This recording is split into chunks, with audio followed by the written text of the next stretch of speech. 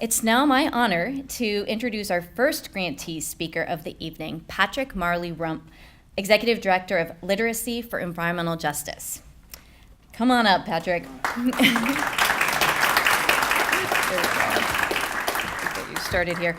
Literacy for Environmental Justice promotes ecological health and community development in Southeast San Francisco through urban greening and workforce development opportunities. And Patrick will tell us more. Yeah. First of all, thank you for having us. And it's delighting. It's honor to be here. It's really exciting to be a new grantee of SV2. And I thought I'd do a little bit of storytelling tonight, talk a little bit about our organization, and keep the program moving. So once again, Patrick Rump, Literacy for Environmental Justice, our mission. We were established in 1998. I've had the honor of being with LEDGE since 1999. So I've kind of grown up with the organization, so to speak. We really work at that intersection of workforce development and eco-literacy. So really promoting, teaching the environment in an urban setting, and really making the work culturally relevant and accessible and barrier-free, and doing environmental work in our environment versus taking people from the city and going to the environment. And looking for ways to engage people in that work. So we have job training programs, whatnot. Through doing the work, we also look to make actual change in the community. So urban greening projects, and we look to cultivate community stewardship in our neighborhood.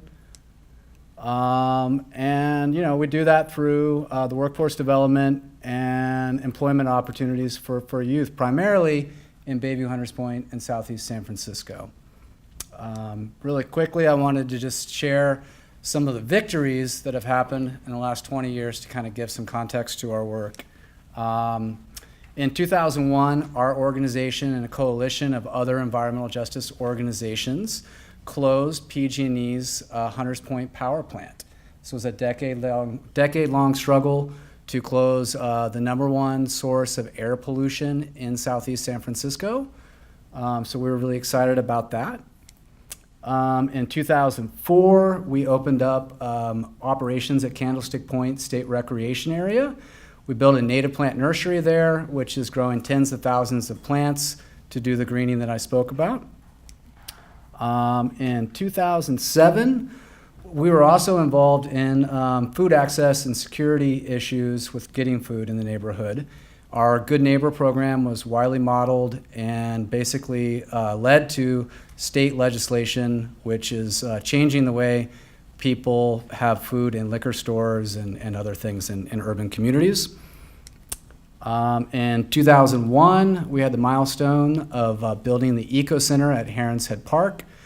This was the city's first net zero building and is a Platinum LEED certified environmental education center in the shadow of the power plant that I just spoke about.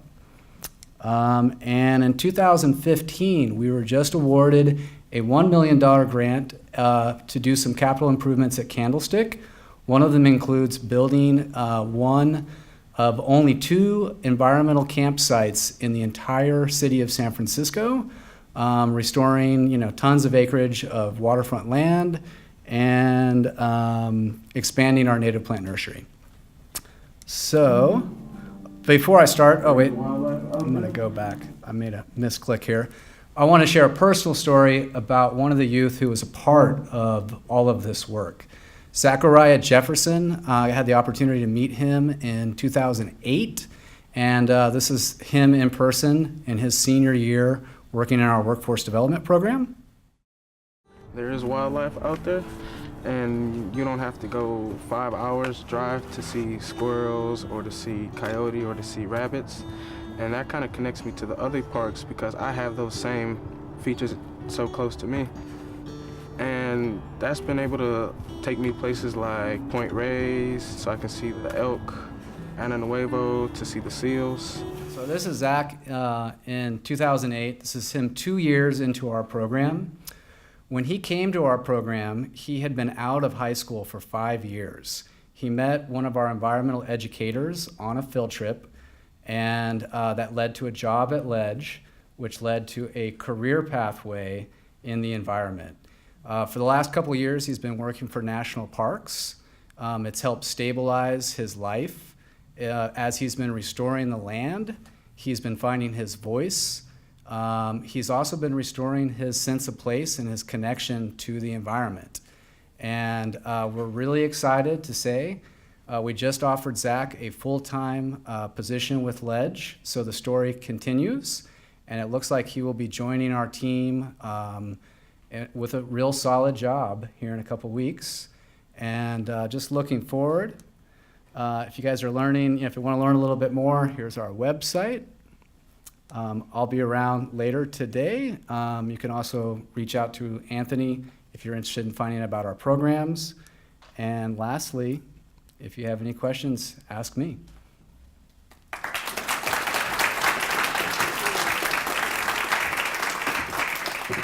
Fantastic. Thank you, Patrick. And I believe there's also an event coming up at the end of October. For those of you on our newsletter, I'm not going to get the date right, but we'll have a chance. November 12th. Thank you. Where we can go see some of the work and I think help out with our families. So stay tuned for that.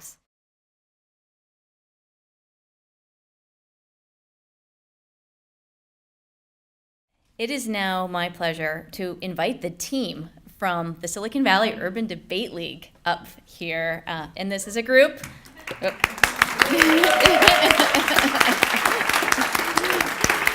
As I understand, commonly known as SVOODLE. Can everyone say that? SVOODLE. Great.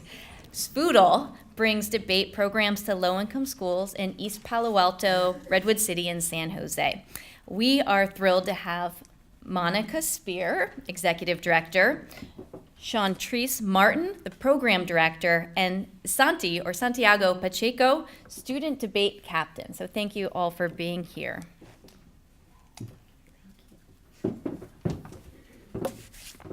Good evening, everyone. There we are. I'm Monica Spear, Executive Director of the Silicon Valley Urban Debate League. I come to this position having devoted my entire professional life to empowering underserved youth, and I'm honored to lead an organization that shares that commitment. Through the smart sport of debate, the Silicon Valley Urban Debate League helps low-income and at-risk youth tap the power of their voices to compete, excel, and change the world.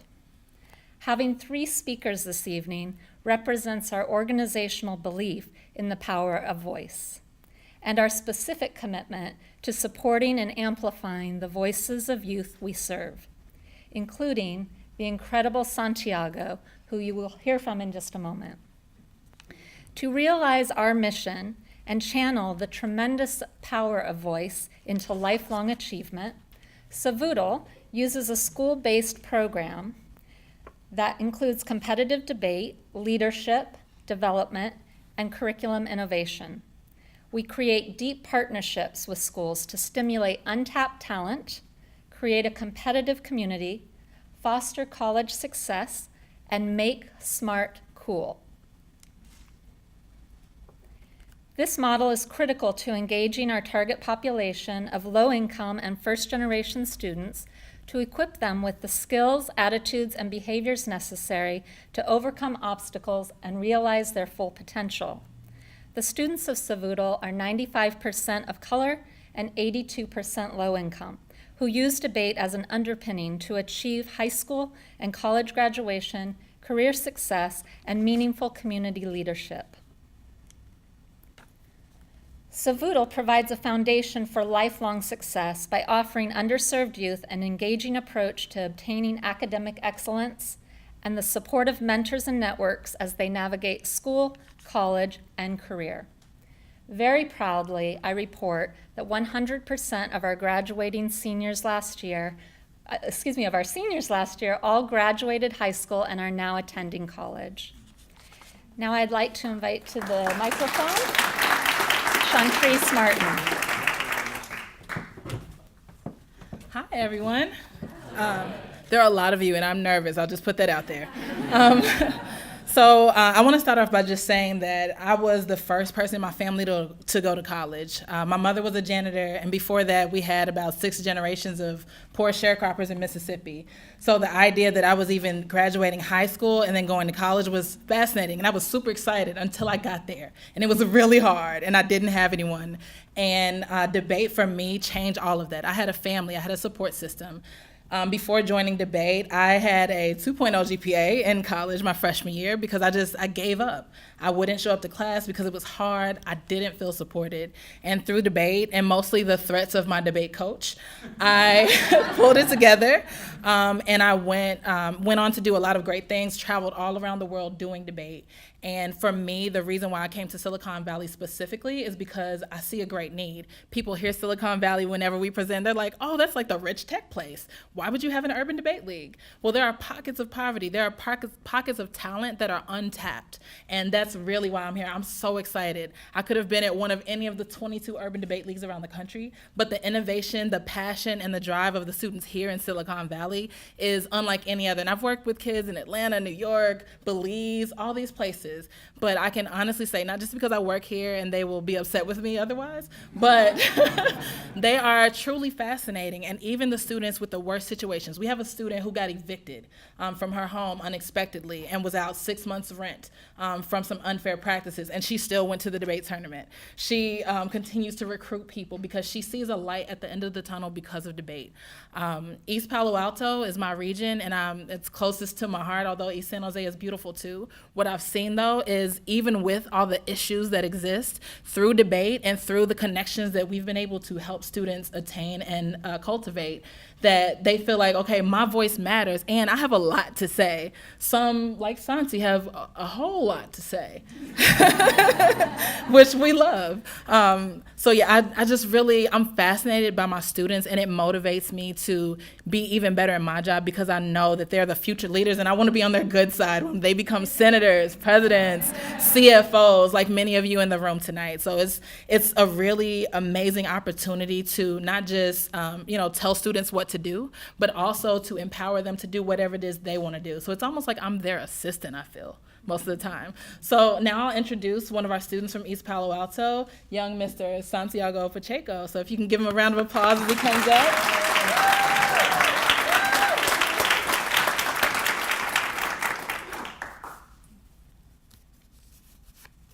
Hello, I'm Santiago. First off, I'd like to start off by saying thank you to SV2 for their kind and generous contributions to Sfuro. Growing up as a child, I was always getting looks of disapproval from my parents because I was always quitting activities.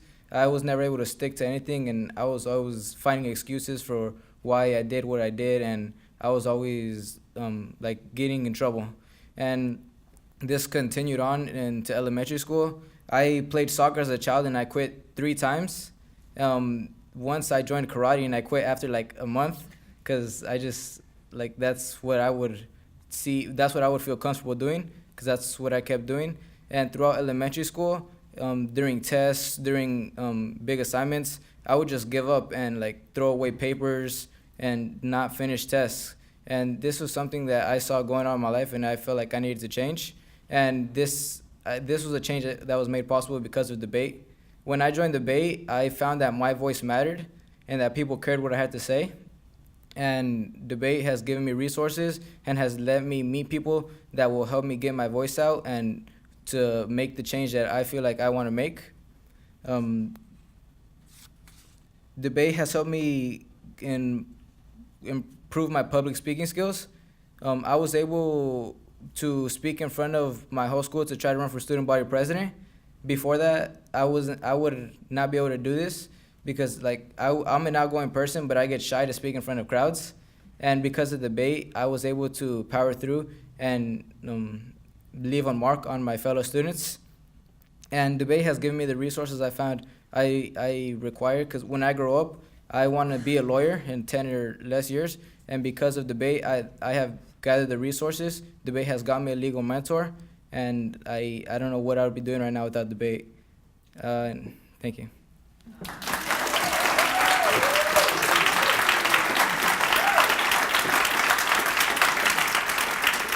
So thanks in large part to investors such as you, the Silicon Valley Urban Debate League has experienced tremendous growth and impact since our inception in 2014.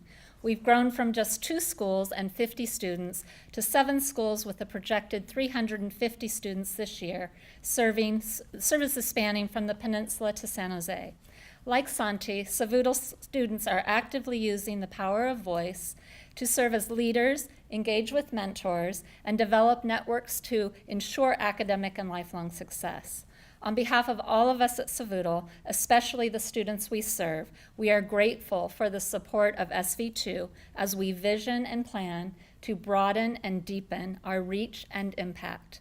We are proud that SV2 is a part of this exciting Savuto journey and look forward to the many ways together we will empower at-risk youth to use the power of their voices to realize their full potential, advocate for themselves and others, and change the world. Thank you.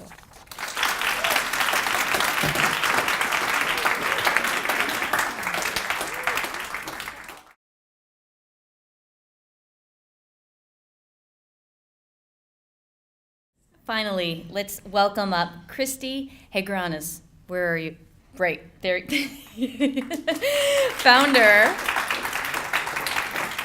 Founder and executive director of Global Press Institute. Global Press Institute, GPI, trains and employs women in developing media markets to produce high-quality local news coverage. Take it away. Thank you. Thank you so much. It's an honor to be here tonight with the SV2 community. Global Press is an international journalism revolution. Over the last 10 years, we've systematically evaluated every aspect of the craft of global journalism in order to provide you, our readers, with a more ethical, authentic way to access stories. Stories like this one. This is a 4-part series that was published on our award-winning platform, Global Press Journal, just yesterday. This is stories about human rights violations faced by Nepalese migrant workers in Qatar. But the story behind the story is really what we're here tonight to talk about. Because these stories were produced by these 2 women. Young Nepali women in their 20s. 5 years ago, Shilu Mandanhar and Yam Kumari Kandel came to a Global Press Institute training program in Kathmandu, Nepal. Now, at Global Press, a training to employment model is central to our mission. This is how it works. We provide a rigorous 24-module, 6-month training program that takes women from developing markets all around the world and trains them to become ethical, authentic, professional journalists. These are not bloggers. These are not citizen journalists. These are world-class journalists who are covering the stories that our international media outlets are not covering.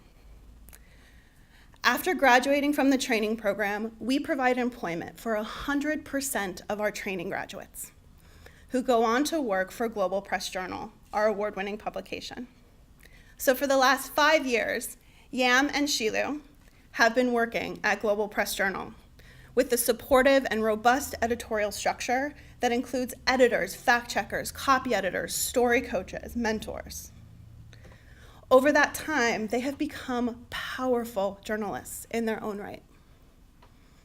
In January of this year, Yam and Shilu went to Qatar, a Persian Gulf country notorious for its lack of press freedom. And Yam and Shilu were able to do what the Associated Press has not been able to do, or the BBC, or many other international news outlets.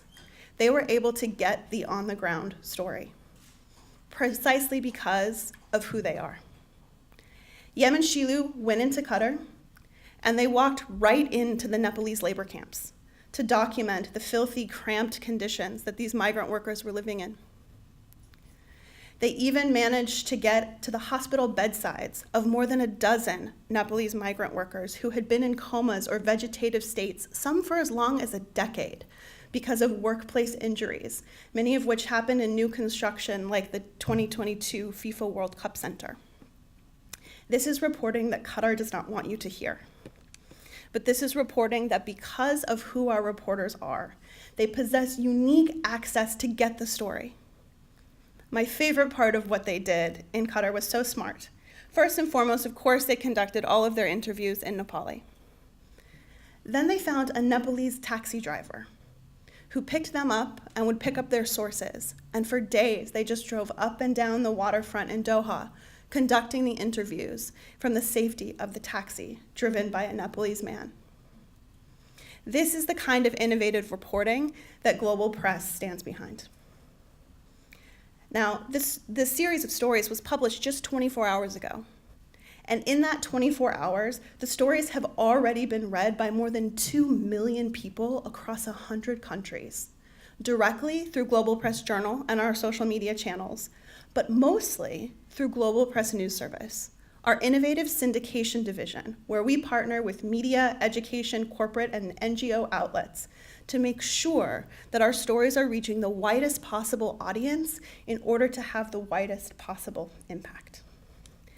Yam and Shilu beautifully represent the hybrid social enterprise that is Global Press. Graduates of our training program were able to ensure that they have high quality, ethical, authentic journalism, going on to work for Global Press Journal, where we prioritize accuracy above all things. In fact, we've run just 14 corrections in 10 years. Then on to Global Press News Service, where their powerful journalism reaches millions of people across our world. But it's not just Yam and Shilu. Over the last 10 years, Global Press has trained and now employs 176 women across 26 countries, all of whom work for our independent news bureaus, supported by our editors. The theme tonight, of course, is voice. And voice is central to everything that we do at Global Press, our mission, our vision, our values, but also the core of our training program. We are training these women who come to us from diverse backgrounds, socioeconomic, education, religious, tribes, all for the same purpose of telling their communities' stories, giving voice to people who otherwise would not find it through traditional media outlets. So I leave you tonight with the voices of Global Press reporters from around the world.